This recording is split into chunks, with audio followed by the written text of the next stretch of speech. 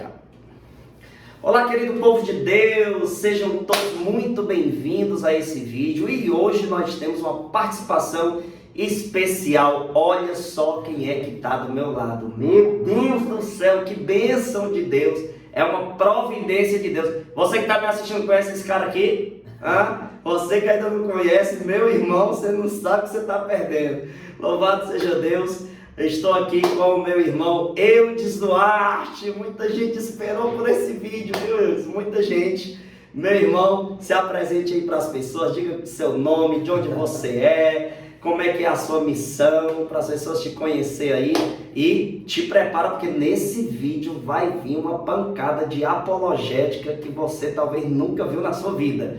Vai lá, Eudes, dá Aleluia. Bom, galera, paz de Jesus, o amor de Maria, Deus abençoe vocês. Eu sou missionário católico Eudes Duarte, moro na cidade de Minas Gerais chamada Itaubim, 710 km de BH mais ou menos.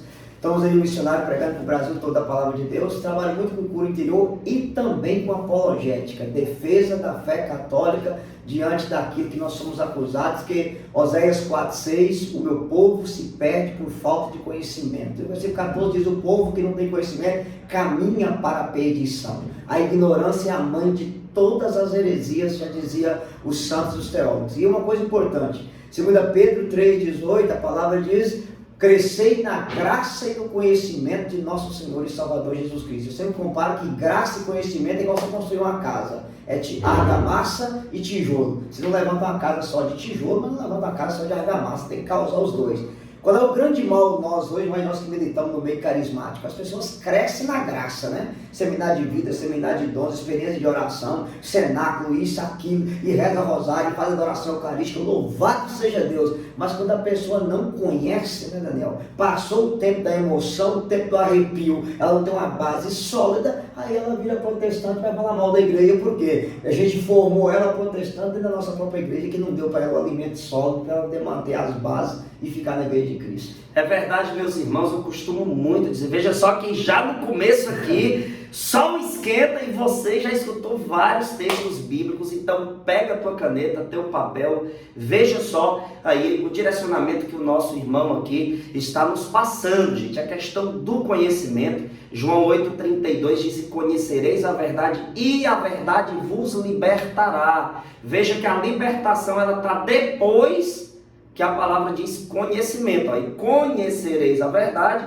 e a verdade vos libertará. Então a libertação é a consequência do conhecimento. Como é que você vai amar a Deus sem conhecer, né? Como é que você vai amar a igreja sem conhecer a igreja? E muitas pessoas, né, estão aí na espiritualidade rezando, isso é maravilhoso, é essencial, mas o conhecimento, tem gente que diz assim, eu não gosto de ler, não gosto de ler. Aí eu cheguei no encontro uma vez e disse, quem não gosta de ler, levanta a mão. Aí um monte de gente levantou, eu disse, de vocês que levantaram as mãos, quem tem o WhatsApp, fica com a mão levantada. Todos ficaram com a mão levantada. Eu disse, como é que você diz que não gosta de ler e tem o WhatsApp? Você passa o dia lendo no celular.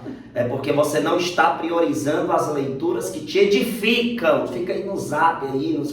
Enfim, o conhecimento é muito importante. Hoje eu não vou dar tantas argumentações aqui. Eu estou aqui para entrevistar o Eudes, gente. E nossa, o Eudes foi um dos meus maiores professores de apologética também, porque de vez em quando eu estou lá, ó, no canal do Eudes, nos conteúdos que ele produz, nas pregações, para me aprender também, né? Então eu estou aqui diante de uma pessoa que realmente, ele não prega, não, ele dá aula, ele informa, ele não apenas prega, né? É a pregação, a formação, a aula muitas das vezes, que é muito intenso. Então, nós vamos fazer o seguinte, eu vou abordar aqui alguns temas, né? Não vai ser demais também, por conta do tempo, eu vai pegar um voo hoje ainda, mas nós vamos aqui abordar alguns temas e vamos anunciar algo muito importante no finalzinho do vídeo. Te prepara. Então, nós vamos começar sobre um tema, cara, que tem muitas pessoas que acham que esse tema, já foi respondido, já tá bom. Não, gente, tem muitas pessoas que ainda caem nas argumentações protestantes sobre as imagens, Eudes.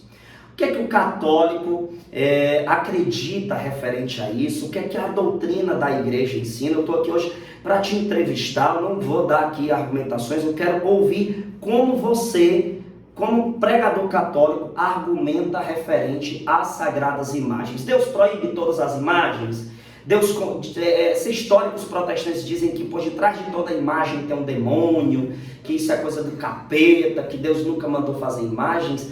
Muitos dizem isso. E aí, o que falar para as pessoas sobre isso? Aqui, entendeu? Vamos pegar o texto mais clássico, né? Você vê que o protestantismo para nos atacar é Êxodo 25, Deuteronômio 4,14, Deuteronômio 5,8, Salmo 115, Salmo 135, Abacuque 2, 18, 19, Isaías 45, 20, Isaías 42, 8, Isaías 49, 14, 1 Coríntios 10, 16, 1 João 5, 20, Apocalipse 22, versículo 15. Pronto. Isso aí já está na cabeça do protestante, até metralhadora.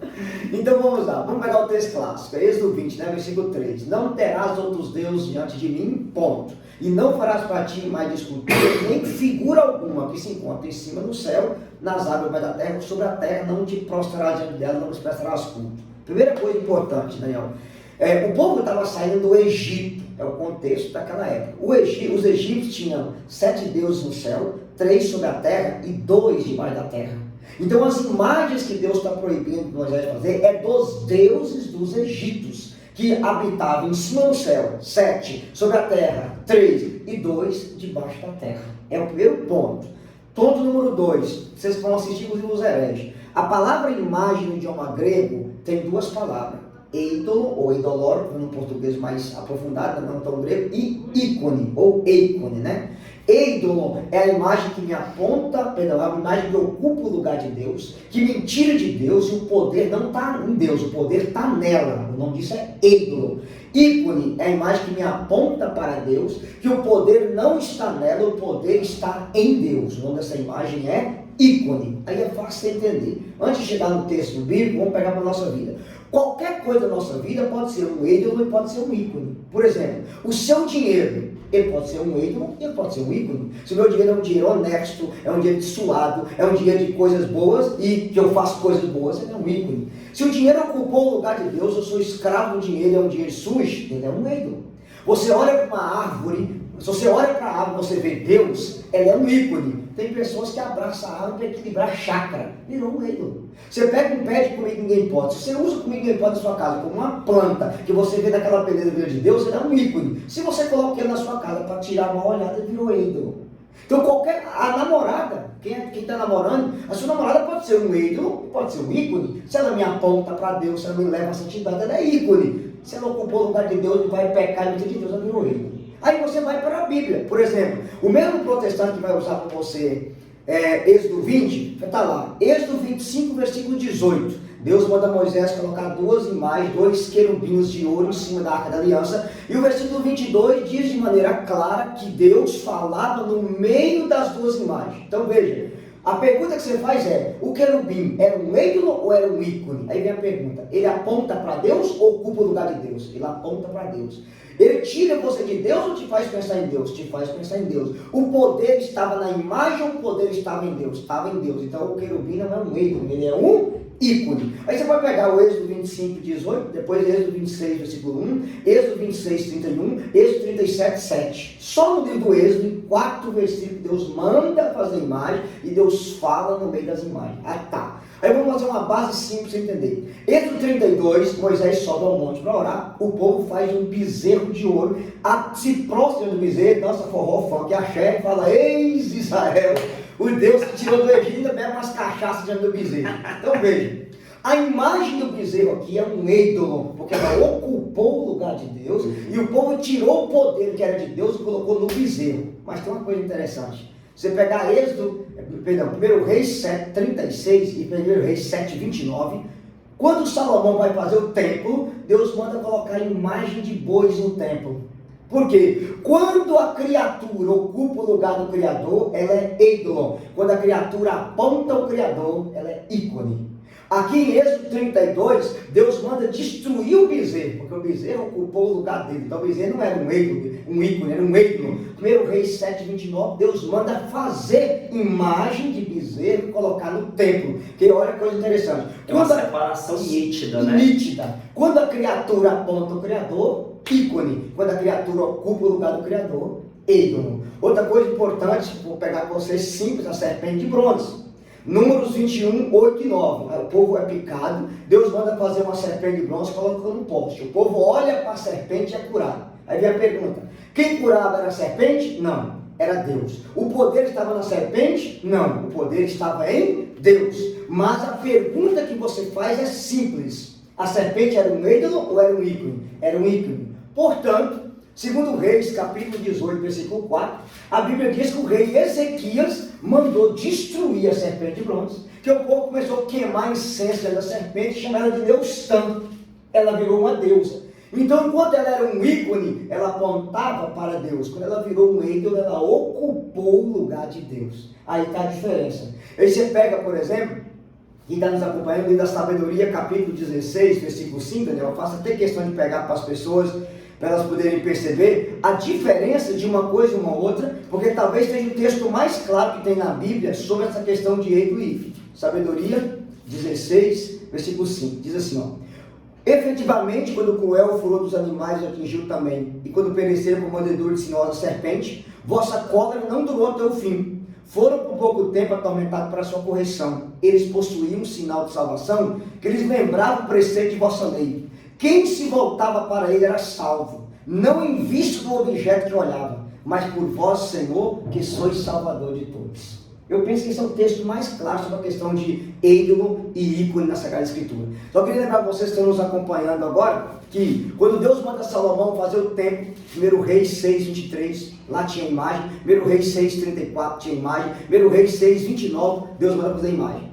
E no segundo livro das Crônicas, Daniel, que é o texto mais claro, 2 Crônicas, capítulo 3, do 7 ao 10, diz que no Santo do Santo, que era o lugar mais santo do templo, onde os sacerdotes davam uma vez por ano para oferecer sacrifício, Deus mandou colocar 2 imagens de ouro dentro do Santo do Santo. Então, se fosse uma abominação fazer qualquer tipo de imagem, por que Deus mandaria fazer tantas imagens na Bíblia e várias vezes, né? E aí nós temos que lembrar o seguinte: como nós somos católicos, é Bíblia, tradição e magistério, você pega todas as catacumbas dos primeiros cristãos, tem o que lá? Imagem. Então você pega a primeira imagem de Nossa Senhora, é bom saber, mas você diz que quem pintou foi São Lucas. A primeira imagem da Virgem Maria foi pintada por São Lucas. Você acha que São Lucas seria idólatra? A primeira imagem de Jesus está no Santo Sudário, foi o próprio Espírito Santo que ressuscitou Jesus que deixou ela lá. Por acaso o Espírito Santo seria idólatra? A segunda imagem de Jesus está na toalha de Verônica, quando ela enxuga o rosto de Cristo. Seria Verônica idólatra? A quarta, a imagem de Jesus mais antiga, a terceira, perdão, é aquela do bom pastor, que está na catacumba do Papa Calixto, no ano 150. Aquela imagem de Jesus com o ovelho no ombro, do ano 150 da era cristã. Aí é preciso perguntar se os primeiros cristãos eram idólatras. Que nós temos algo muito interessante, né? Essa questão de alguém dizer que toda imagem é abominável. Isso é um atentado terrorista à onisciência divina, né? Porque Deus não pode ser contraditório. Como é que eu coloco todas as imagens como farinha do mesmo saco, né? Como diz aqui no Ceará? Isso é um atentado terrorista, eu costumo dizer, à onisciência divina, porque Deus não é contraditório. Outro texto interessante, eu dizer que diz em Ezequiel 41, do 17 ao 19, que o templo de Salomão era coberto de imagens, tanto por dentro como por fora. E é muito interessante porque na Bíblia de tradução protestante, no Salmo 138, versículo 1 e 2 ali, no comecinho, já diz que o salmista diz que se prostra diante do templo. Então ele se prostra diante do templo completo, inclusive das imagens, porque o templo era coberto de imagens tanto dentro como por fora. Meus irmãos, uma coisa simples de se entender, que muitas das vezes eu respondo, eu digo os protestantes, né, de forma muito simples. Eu digo para eles assim: se você entra no ônibus, né, tá cheio de gente no ônibus, você tá lá disperso, nem pensando em Deus você tá indo para o trabalho, olhando o movimento, entra alguém com um crucifixo no peito e você olha para a imagem de Jesus crucificado ali no peito daquela pessoa. Você vai lembrar de quem? Do Michael Jackson? Da Lady Gaga? Da Anitta? Não, né? Você lembra de Deus. Até mesmo um ateu ou um protestante, quando ele se depara diante de uma sagrada imagem, ele mesmo não consegue evitar, ele lembra de Deus. Ele lembra das coisas de Deus. Mesmo que ele lembre de Deus e depois diga: isso é um ídolo, isso é uma abominação. Né? Interessante que no Novo Testamento, que alguns tentam cobrar da gente questão do Novo Testamento, a gente vai ver no Novo Testamento, em Gálatas 3, versículo 1 e 2, vai dizer que Paulo apresenta a imagem de Jesus crucificado àquele povo, né? Então, quando ele apresenta a imagem ali, acontece uma pregação, porque a pregação ela não é somente em palavras, os gestos, as imagens, tem uma comunicação aos nossos olhos. Então, vocês viram aqui uma explicação, né? Rapidinho a gente consegue, botar os pingos nos is, né? Tirar tantas dúvidas das pessoas. Então, gente, veja, a igreja tem resposta para todos esses ataques. O fato de você não saber não quer dizer que ela não exista. Então, quando alguém te questiona de algo que você não sabe, não fique pensando, essa pessoa está com a verdade. Não, é porque talvez você ainda não sabe da resposta, mas tenha certeza que ela existe. Então, nós falamos aqui sobre a questão das imagens. Então, católico, fique tranquilo. Existem imagens sagradas e existem imagens que são proibidas, tá certo? Se alguém ficar com alguma dúvida a mais, no finalzinho nós vamos dar uma dica para tirar todas as suas dúvidas. Vai ser assim algo, né, para você resolver esses problemas, né? Então, graças a Deus, nós tivemos aqui um posicionamento sobre as imagens. Agora vamos passar para o tema, né? Para a gente poder aproveitar ao máximo aqui da presença do nosso irmão aqui no nosso canal. Nós vamos agora falar sobre a Santíssima Virgem Maria. Tem algumas pessoas, que têm uma certa tipo de dificuldade de entender assuntos referentes à Mãe de Deus, né? Ela é muito atacada, isso é um fato, né? Inclusive na Sagrada Escritura deixa claro que isso iria acontecer, não precisa nem eu mencionar aqui, porque o Deus vai se posicionar aqui. Nossa Senhora é muito atacada, e devido a esse crescimento das seitas, as pregações, teve pessoas que, por não estudarem tanto, ficaram um pouco abaladas, inseguras de pedir a intercessão de Nossa Senhora, de ter uma imagem dela, de ter a veneração, de acreditar que ela, da virgindade perpétua da Santíssima Virgem Maria. Então eu queria que você escolhesse assim, um dos temas, né, sobre Nossa Senhora, 1 ou 2 ou 3 temas, que falem dessas situações mais difíceis do povo entender. Sim, aqui eu quero citar duas coisas importantes para você entender sobre Nossa Senhora. Número 1, o demônio, para destruir a humanidade, ele escolheu uma mulher, Eva. Deus, para vir salvar a humanidade, escolheu uma nova mulher, a Virgem Maria. Eu posso dizer que por Eva, o diabo nos derrubou, por Maria, Deus nos levantou. Aquilo que Eva perdeu, Maria ganhou. Agora você imagina a seguinte cena: se Deus quis precisar da Virgem Maria para vir nos salvar, quem somos nós para não precisar dela? Então Jesus ligou a terra até o céu, Maria ligou o céu até a terra, porque Maria, o céu desceu e veio morar no meio de nós. João 1,14, o verbo se fez carne e habitou entre nós, e o verbo se fez carne no ventre da bem-aventurada Virgem Maria. Aqui, Daniel, o dogma talvez o mais combatido pelos protestantes é justamente o dogma da virgindade perpétua de Maria. E aí eu queria citar para vocês, que vão ver esse vídeo, 3 textos simples sobre a virgindade perpétua de Maria. Um eu só vou relembrar. Você pregou lá em Salitre sobre esse texto, você não, o outro irmãozinho pregou. Os apóstolos estavam com as portas fechadas por medo dos judeus. Jesus entrou, isso é João 20,19, e disse: a paz esteja convosco. Veja, Jesus entrou, Daniel, sem abrir a porta. O texto não diz que Jesus abriu a porta, as portas estavam trancadas. E Jesus, quando saiu, ele saiu sem abrir a porta.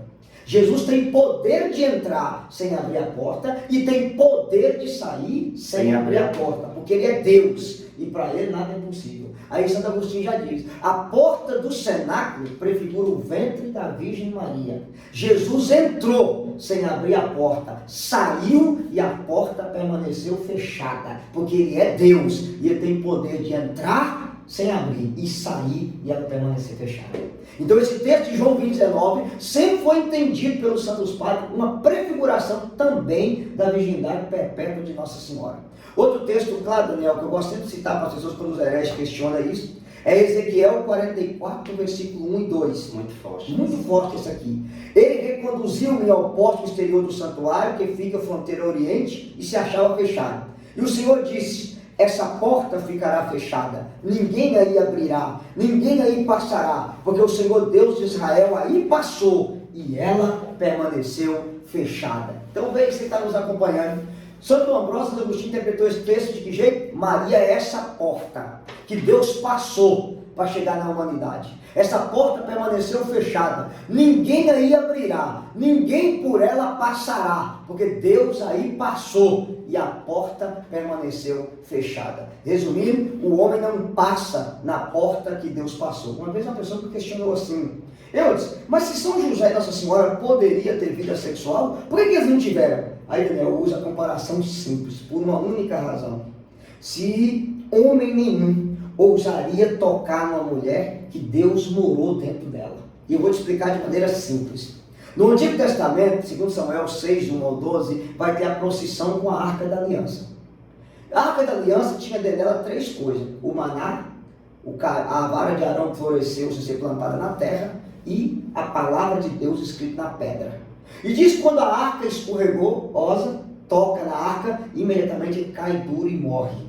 Porque ninguém poderia tocar naquela arca, porque a arca era sagrada. No Novo Testamento nós temos uma nova arca, a Virgem Maria. Ela não traz o pão lá do deserto, ela traz o verdadeiro pão do céu. João 6,48. Eu sou o pão da vida. Número 2, ela traz não a palavra na pedra, ela traz a palavra encarnada no ventre. João 1,14. A palavra se fez carne e habitou entre nós. E número 3, o cajado de Arão floresceu sem ser plantado na terra, e Arão era sacerdote. Maria engravida de Jesus sem participação humana, e Jesus é o sumo e eterno sacerdote. Agora analisa comigo. Se ninguém poderia tocar na arca da antiga aliança, porque ela era a presença invisível de Deus, que homem teria coragem de ter uma relação sexual com a nova arca da nova e eterna aliança, que é a presença visível de Deus? Outra coisa que eu posso comparar, Êxodo 19, Daniel diz que a nuvem da glória desceu da montanha, que o monte fumegava e quem tocava no monte morria. Lucas 1,35, a nuvem da glória desce sobre Maria e gera Jesus dentro dela. Que homem ousaria tocar numa mulher que fumegava muito mais que o Monte Sinai? E aí tem uma coisa interessante, Canto dos Cantos 4, versículo 12.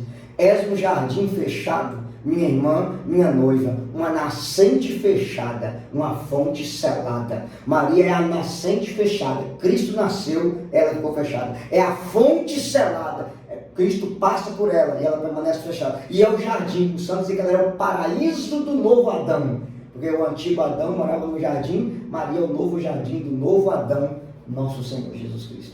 Então, diante disso aqui, é inegável, Maria foi virgem antes, durante e depois do Santo Agostinho, inclusive, falava isso, né, nos seus escritos, ele deixa claro isso, né? Algumas pessoas, elas leem a Sagrada Escritura, de forma muito carnal. Alguns dizem assim, isso é uma loucura, como é que São José foi o esposo dela e ele não ter relações sexuais com ela, se o casamento ele é consumado no ato e etc e tal. Eu costumo dizer assim, de forma simples, eu digo que os protestantes, né, as seitas, leem a Sagrada Escritura de forma muito carnal. Eles não sabem o que é uma exceção concedida por Deus. Eu explico de forma simples, vou dar um exemplo de exceção para você. Hebreus 9:27 diz que o homem só há de morrer uma única vez. Quantas vezes Lázaro morreu? Mais de uma. A Bíblia é contraditória? Não, é porque Lázaro é uma exceção. Então a Santíssima Virgem Maria é uma exceção. Assim, outra coisa, eu disse que eles usam é Romanos 3:23, se não me engano, Romanos 3:23, que diz que o salário do pecado é a morte, todos pecaram e estão destituídos da glória de Deus. E eles usam isso para atacar aí a nossa fé católica quando a gente diz que Nossa Senhora é imaculada. Como é que você explica para as pessoas que te questionam isso referente à imaculada, né? Santíssima Virgem Maria? Daniel, duas explicações simples que as pessoas precisam atender. Número 1, Romanos 3:23, né? Todos pecaram e privados estão da glória de Deus. É só você mandar ler o versículo 24. E são gratuitamente justificados pela sua graça. Só que para nós, a graça de Cristo aconteceu na cruz. Para Maria aconteceu antes da cruz. Existe a salvação por preservação. Judas 1:24, e a salvação por libertação. Nós somos salvos depois da queda. Maria foi salva antes da queda. Judas 1:24. Judas 1:24. Se tá Deus claro, é poderoso para nos preservar antes de toda queda. antes de toda queda. É muito lindo. Ela foi preservada antes da queda. E é fácil a gente entender, Daniel. Quando o anjo encontrou Maria, o Rai que caritomene, né? Ela era repleta da graça antes da cruz. E aí a gente tem que entender uma coisa. Inclusive, assim, essa explicação qualquer protestante sabe. Se o anjo quisesse dizer que Maria era plena da graça naquela hora, ele dizia caritomene. Se ele quisesse dizer que ela seria depois que o verbo encarnasse, ele dizia caritoissa. Ao dizer Rai que caritomene, ela era plena antes, na hora e depois. Muita gente estava aplaudindo isso num evento. Porque né? Leva o irmão para pregar aí, viu? Isso é uma graça, uma maravilha, cara. Então, a própria declaração do anjo é Nossa Senhora. Rai que caritomene. Deixa claro isso. Deixa claro isso. Ela era plena antes, na hora e depois. E é fácil você entender. O Beato Duns Scott dizia isso, né? Que Deus poderia e Deus quis escolher uma mulher que ele ia morar dentro dela e privar ela de ser escrava de Satanás. São Cirilo de Jerusalém dizia que construtor ergueria uma casa debaixo do poder do seu inimigo. Deus não viria morar numa casa debaixo do poder de Satanás. Deus em nenhum momento, e aqui Daniel, é uma coisa que o pessoal fica bravo quando eu explico, que não tem que explicar. O meu irmão é pastor, olha que loucura, né? E uma vez ele questionou isso, a gente tem que falar. Mas Maria disse, minha alma glorifica o Senhor, meu espírito de alegria em Deus meu Salvador. Se ela chamou Deus meu Salvador, ela é pecadora, só precisa de Salvador quem é pecador. Eu disse, tudo bem, você está certo, só tem um detalhe. Aonde Jesus nos salvou? Ele, na cruz, tá bom. Fazendo o quê? Derramando sangue. Sim, não há perdão dos pecados sem derramamento de sangue. Ótimo. Na hora que Maria chama Jesus meu Salvador, onde é que ele está? Na cruz? Não, ele está no ventre dela. Ele salvou ela antes da queda, para pegar o sangue dela e nos salvar na cruz após a queda. Quando ela chama Jesus meu Salvador, o sangue não está derramado na cruz, o sangue está dentro dela, gestando Jesus para derramar na cruz pela nossa salvação. Que coisa linda. Ela foi salva antes da queda, preservação, Judas 1:24, para Jesus se fazer homem nela, pegar o sangue dela e nos salvar na cruz após a queda. Isso aí é imaculado. Que coisa linda, gente. Gente, que coisa linda. O meu coração ficou muito feliz. Eu, como ex-protestante, escutar tudo isso, né? É uma bênção de Deus, né? Uma bênção. Nossa Senhora, o estudo sobre Nossa Senhora, ele é muito profundo, muito profundo. Costumo dizer em minhas pregações que Nossa Senhora deu a Deus algo que Deus nunca teve, né? Um sangue. Deus nunca teve sangue, né? Por isso que João 14 diz, o verbo se fez carne e habitou entre nós. Lá em Salitre, onde a gente estava pregando esse final de semana, eu disse, a primeira vez que Deus sentiu fome, quem tirou a fome dele foi a Virgem Maria. Então você que tem sede, fome de Deus, mais ainda de Deus, procure por meio da Santíssima Virgem Maria. Reconheça, né, como Santa Isabel, lá em Lucas 1, do 41 ao 43, né, apenas Nossa Senhora chegou, aí falou, a Santa Isabel ficou cheia do Espírito Santo, a criança tremeu no ventre dela, e Santa Isabel, cheia do Espírito Santo, a boca fala do que o coração está cheio. Se ela estava cheia do Espírito Santo, quem falou por ela? O próprio Espírito Santo. E como é que o Espírito Santo se direcionou a Nossa Senhora? Perceba que o detalhe, que primeiro ela fala assim, ó, bendita és tu entre as mulheres, depois diz, e bendito é o fruto do teu ventre, que é Jesus, né? De onde me vem esta honra de vir até minha mãe de meu Senhor. A palavra Senhor era direcionada unicamente a Deus, então Maria é mãe de Deus. E veja que Santa Isabel se refere primeiro a Nossa Senhora. Colocou Nossa Senhora acima de Deus? Não, pelo amor de Deus, povo. Mas ela reconhece que Nossa Senhora, ela é uma intercessora entre nós e Jesus Cristo, né? Porque eles dizem, só há um mediador entre Deus e os homens, Jesus Cristo, um homem, que isso aí a gente também tem explicação para isso, né? Nós temos explicação claríssima para isso, tanto que o detalhe do final desse versículo tem a palavra homem, e o versículo 6 vai deixar claro que ela se refere ao sacrifício no madeiro da cruz. Não é nada que cancela a intercessão dos santos. Agora sim, tem muitos outros temas que a gente poderia abordar aqui, vai ter mais live do Eudes no Instagram dele, vai ter lives minhas, vai ter mais vídeos gravados aqui no nosso canal, né? O Eudes vai participar mais vezes, com a graça de Deus, eu vou ver o Eudes mais vezes. Então, para finalizar, Eudes, que a gente já está aqui já há 30 minutos, vamos tentar aí chegar até os 40, né? Para virar um tempo de uma pregação. A gente vai tratar de mais um tema e depois disso nós temos uma surpresa para você que ama estudar. Pelo amor de Deus, gente, parem de preguiça. Tem muita gente preguiçosa, não quer estudar. Olha só as riquezas que o Eudes... Cara, isso aqui que o Eudes falou não é nem a metade da metade da metade que a gente tem para conhecer, é muita coisa. E aí tem gente que é preguiça, eu não gosto de ler, o Daniel também não gostava, eu odiava ler. Mas eu comecei a entender uma coisa, para mim poder ter mais conhecimento, eu tinha que estudar, eu tinha que ler, eu tinha que escutar pregações, formações, e eu comecei a fazer isso por penitência. Eu não gostava de ler, eu vou fazer por penitência, mas eu vou ler. E tá aí, hoje eu amo ler, leio de 6 a 8 horas, muitas vezes por dia. Acredito que o Eudes também lê muito, ele sabe o valor da leitura, não é? Sim, fascinado com leitura. É muito bom. Inclusive o Eudes é escritor, a gente estava conversando esse final de semana e eu disse, nossa, Eudes, que legal, cara, porque o Eudes tem livros que ele vende, que são muito bem elaborados, inclusive eu já tenho o meu, certo? E vou usar nas minhas pregações. E eu estava dizendo, Eudes, engraçado, tu tá aqui, cara, vendendo livro, né? E tem gente que vai para um bar, paga 10 reais numa cerveja, no instante vai para o banheiro urinar, no outro dia acorda todo arrebentado pelo diabo da cachaça e pela ressaca, né? Muitas vezes é assim, e para dar um dinheiro num curso, num livro, não quer dar, mas vai para restaurante, gasta dinheiro com um monte de bobagem, mas investimento para a alma, infelizmente muitas pessoas têm a mão fechada para investir nisso. Gente, mergulhem na graça de Deus, isso aqui é um investimento eterno, para a eternidade.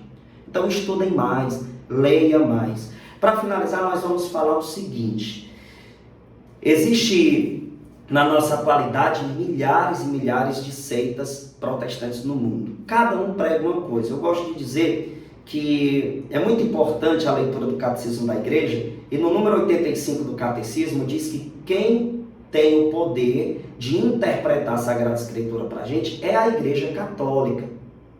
É a Igreja Católica, porque é a Igreja que é a coluna e sustentáculo da verdade. Aí muitos ficam dizendo que a igreja no século IV se desviou, que a igreja perdeu a sua essência. No último debate que eu tive com um protestante que eu publiquei no meu canal, o cara disse que a igreja católica era verdadeira mesmo, mas no século IV ela se corrompeu. Meu Deus! É a mesma coisa de você chamar Jesus de impostor, de mentiroso, porque ele diz que as portas do inferno jamais iriam prevalecer. Eu disse, tem como destruir a igreja católica, irmão? Ô Daniel, Napoleão tentou e não conseguiu. Hitler tentou e não conseguiu, o comunismo de Stalin e Lenin tentou e não conseguiu, Barbarossa tentou e não conseguiu, o Império Romano tentou e não conseguiu. A igreja sepultou todos os seus inimigos. E para completar, ainda tem a sua sede em Roma, para você ver aonde abundou, né? Superabundou a graça. Superabundou a graça, né? Então, tem gente que diz que Constantino fundou a Igreja Católica. De onde eles tiraram isso? Não existe fontes históricas para isso. Uma tremenda de uma mentira.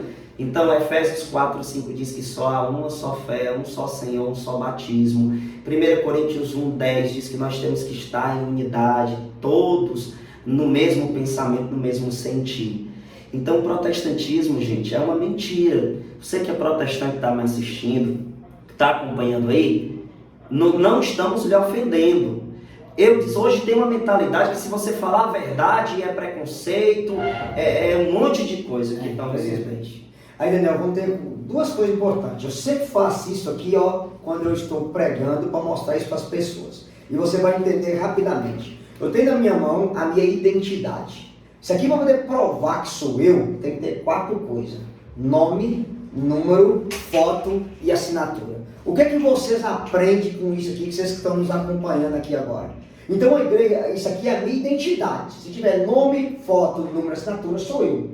Jesus, como os protestantes falam, ele não colocou nome na igreja. Com certeza. A igreja de Jesus não tem nome, mas ela tem identidade. E qual é a identidade? Una, santa, católica e apostólica.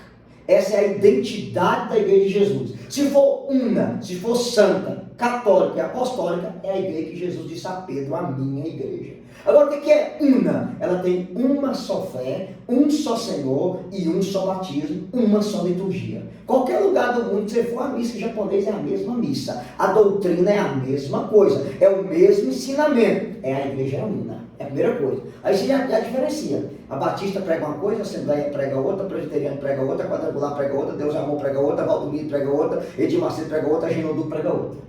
Então não tem unicidade em nada. Aliás, o protestantismo só tem uma união. Fala mal da igreja católica. A única união que eles têm é essa aqui. O resto eles não têm união. Eu sempre comparo o protestantismo à Torre de Babel.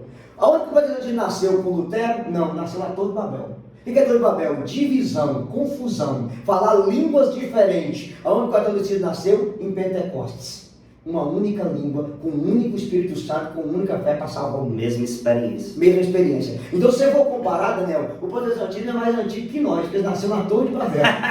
Foi ali o nascimento. Ali que as línguas se dividiram e a confusão gerou. Começou a manter o mundo na Torre de Babel. Ah, gente, que coisa boa, que bênção. A segunda coisa importante, cara, a igreja é santa. Por que ela é santa? Aí a gente tem que quebrar alguns heréis do meio. Não, a igreja é santa e pecadora. Não, a igreja é santa. Pecador os filhos da igreja. Não. Por que a igreja é santa? Porque a cabeça é santa. Se a cabeça é santa, o corpo é santo. Porque não separa a cabeça do corpo e vice-versa.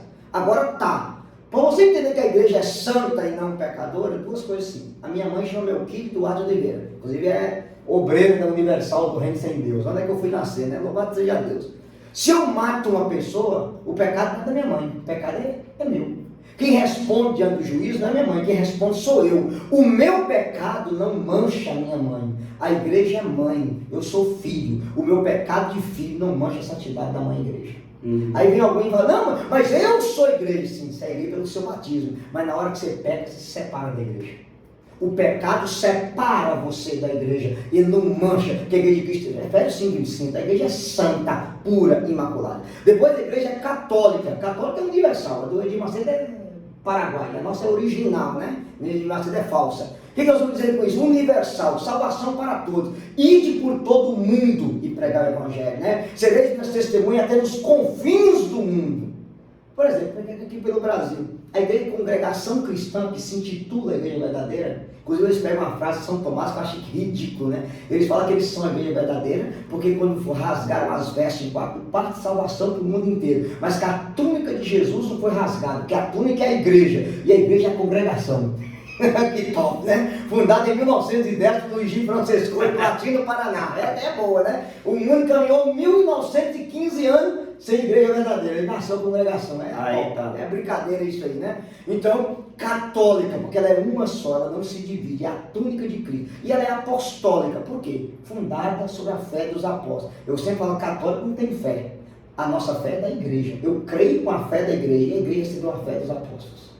Então é a sucessão apostólica. Ponto final, acabou. Outra coisa, nós dizemos que temos fé, na verdade estamos dizendo que participamos da fé que é católica, né? Que a igreja nos Esta fé que a igreja nos explica, que a igreja nos dá com toda a sua verdade, por isso que ela é coluna e sustentável da verdade. E outra coisa, falar que Constantino fundou a igreja, né? Constantino assinou o Edito de Milão, que deu liberdade religiosa aos cristãos. Inclusive o protestante, o Edito de Milão está em português na internet. Em português, para dar liberdade religiosa aos cristãos. Tanto que Constantino converteu poucos dias depois da morte pela intercessão de Santa Helena e ele pediu o batismo. Durante o Edito de Milão ele continuou pagão mais 20 anos. Ele se converteu na hora da morte. Olha aí. Entendeu? Então, da onde esse povo tirou isso, pelo amor de Deus? Não existe. Já era, a casa caiu, o protestantismo. Gente, gostou do conteúdo? Agora vem a surpresa. Eu hoje não estou aqui para anunciar os estudos que eu aí disponibilizo, né? Eu quero, nesse momento, pedir a você, primeiramente, as suas orações, lógico, por nós. A gente prega, a gente é muito perseguido, tem muita coisa que inventam contra a gente aí, mas, enfim, o EUS tem algo muito importante para você católico, Diz aí, Eudes, o que é que você tem para dizer agora nessa surpresa, para quem quer estudar, quem quer ser mais ainda de Deus? Aleluia. Então você que quer ser estudar, quer ser de Deus, quer ser católico, e também você protestante ver o vídeo, aqui abaixo vamos deixar um link. Eu estou lançando pela plataforma Hotmart um curso sobre a fé católica, Daniel. São 16 vídeos, tá? Sobre imagem, idolatria, intercessão do santo, imortalidade da alma, responder aquele professor Rodrigo chato lá dos Adventistas, sobre as procissões, uma aula completa para explicar esse negócio de prostrar, não adorar, uma aula completa sobre a virgindade de Maria, uma outra aula sobre a Assunção de Maria, uma outra aula sobre a intercessão de Maria, a mediação de todas as graças, uma outra aula sobre a Imaculada Conceição, uma sobre a maternidade divina de Maria, uma outra aula chamada Os 10 Não que Maria deu, que a gente fala muito do sim, a nossa deu 10 não, é uma aula inédita sobre esse assunto. Tem uma outra aula sobre o triunfo do Imaculado Coração de Maria na história, tá bom? Para vocês aprenderem toda a base da doutrina da igreja sobre as dogmas marianas e ao mesmo tempo sobre a intercessão dos santos. E aí de brinde também tem uma aula sobre o purgatório, para as pessoas conhecerem todo o ensinamento da igreja sobre o purgatório e a oração pelos mortos na tradição da igreja. Veja que são os temas que nós somos mais atacados, né? Eu acho que foi um discernimento muito profundo do Eudes.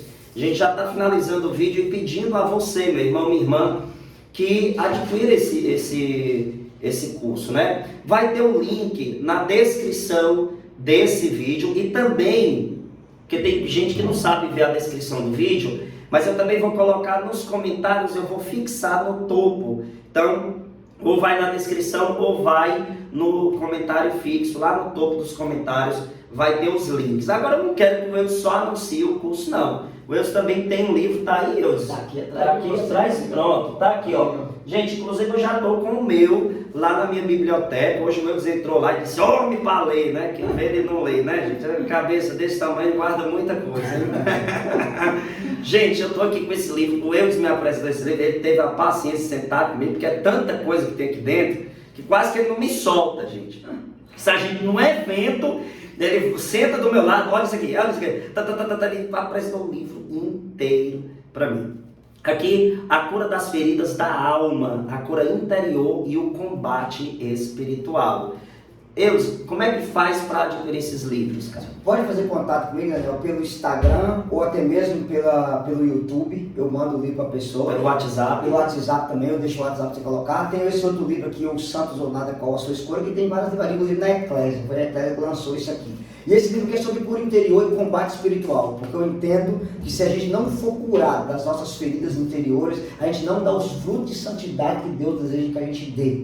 Tem muitas pessoas que não progridem na caminhada por causa das feridas que ela carrega na alma. Verdade. Não consegue perdoar, não consegue se perdoar, entendeu? Os traumas da infância, as rejeições que passou na família, a pessoa é travada na vida espiritual por causa das feridas emocionais que ela carrega. Então, liga para trabalhar isso, para ajudar você a vencer isso na vida. E tem testemunho, gente, viu aqui, porque não foi só o Eudes aqui, tem uma participação de Miriam Batista, né? Quem é a Miriam? A Miriam Batista é uma menina da Renovação Carismática de Divinópolis, ela mora em Pará de Minas, uma grande pregadora, tem uma história muito forte que ela venceu a depressão, tem uma história muito forte na vida sentimental, como que ela foi destruída numa situação de relacionamento, Deus a levantou. Você acompanhou ela só? Sim, acompanhei. Batalha. E eu rezei com ela, inclusive, num retiro de carnaval da Costa Mira. Depois eu levei ela para poder fazer o agapoterapia. Ela hoje é uma baita mulher de Deus, casada, graças a Deus, e de pé. Ela testemunha isso e ajudou a escrever o livro. Então, gente, tá aí, certo? Eu espero que você tenha amado esse vídeo, certo? Eu peço a você, meu irmão, que me segue nas redes sociais, compre esse curso, vai te fazer muito bem. Adquire também os livros, é um investimento para a sua alma. Isso vai te edificar muito, muito mesmo. Se você acha que aqui no nosso canal a gente tem muito conteúdo, você precisa conhecer esse curso aí que o Eudes está, e com a graça de Deus, disponibilizando para nós com um preço muito acessível. A questão do preço, Eudes, eles vê lá no Hotmart, como é que funciona? Então, quando você clica lá, todas as aulas, Daniel, tá R$ 59,90, tudo. Inclusive com as apostilas para as pessoas baixar. Ainda tem a apostila, meu Deus. Você baixa a apostila completa, que você não vai pensar, eu não vou ter que ver aula, então você tem as apostilas, não tem problema não. Porque assim, as aulas são... então acompanha o vídeo também. Com a apostila na mão. Olha por exemplo, só, vou dar um exemplo para você. há um só mediador entre Deus e os homens, Jesus Cristo homem. Qual a explicação simples? Eu dou uma explicação assim, bem simples. Por exemplo, Jesus é o único mediador de salvação. Maria é mediadora de prece. Mediador de salvação, só Cristo é. Mediador de prece, a igreja militante, a igreja triunfante também é. Então, quando Paulo está dizendo um só mediador, está falando de mediador de salvação. Aí é só Jesus. Tanto que termina com a palavra homem, né? Isso, justamente. Agora, mediador de prece, todos nós somos. Outra coisa, quer uma coisa simples? O que Maria é medianeira de todas as graças? Uma explicação simples. Você tem água na sua casa, maravilha. Água é necessário. Mas imagina que você não tem água encanada, você tem que ir na fonte todo dia buscar. Você anda 5 km para buscar a água. É água necessária? É, sem água você não vive. Mas o que é que traz a água da fonte de sua casa? O cano. Então a água é Jesus, é necessário. Maria é o canal, o cano pelo qual a graça que é Cristo chegou até nós. Entendeu? Então veja, ela é medianeira de todas as graças, porque todas as graças vêm por Cristo. E Cristo, a maior graça, vem por ela. Agora eu vou juntar que eu não planejei, nem tinha esse entendimento. Mas vê só, quando você está lá na sua casa, que você quebra lá a parede, você achou o cano, né? Você sabe que de trás daquele cano tem a água. O que a gente estava falando aqui? Que Santa Isabel fez o quê? Bendita és tu entre as mulheres, e bendito é o fruto do teu ventre. Veja que o olhar dela atingiu o cano aí, e depois disse que dentro está a água viva. Glória a Deus. Gente, que bênção. Muito obrigado pelo carinho de todos vocês. Agora a sua missão também, compartilhe o máximo, envia no Telegram, tudo que é coisa aí que existe, né? Daqui uns anos também vai existir outras coisas. Divulgue esse vídeo, compartilhe o máximo que você puder. Vamos rezar uma Ave Maria, Eudes, para a gente finalizar? Ave Maria, cheia de graça, o Senhor é convosco. Bendita sois vós entre as mulheres, bendito é o fruto do vosso ventre, Jesus. Santa Maria, Mãe de Deus, rogai por nós, pecadores, agora e na hora de nossa morte. Amém. Um beijo, ó. Amo vocês. Eudes, obrigado. Deus abençoe, Daniel. É uma honra lhe receber, meu irmão. Né? Eu estudo muito, né, o seu conteúdo, que Deus te dá a graça, que na verdade não é seu nem meu, né? É de Deus tudo isso, mas Deus nos usa de forma diferente, né? Eu trabalho de um jeito na vida do Daniel, do Eudes, do Jales também. Vem cá, Jales, aparece aqui. Vem cá, ó, aqui o irmão que nos acolheu na casa dele. Gente, isso é um abençoado, gente, esse homem aqui. É um santo em vida. Jales, manda um beijo aí pra galera. Beijo, galera. Deus abençoe. Deus abençoe. Compartilha, valeu! Aleluia!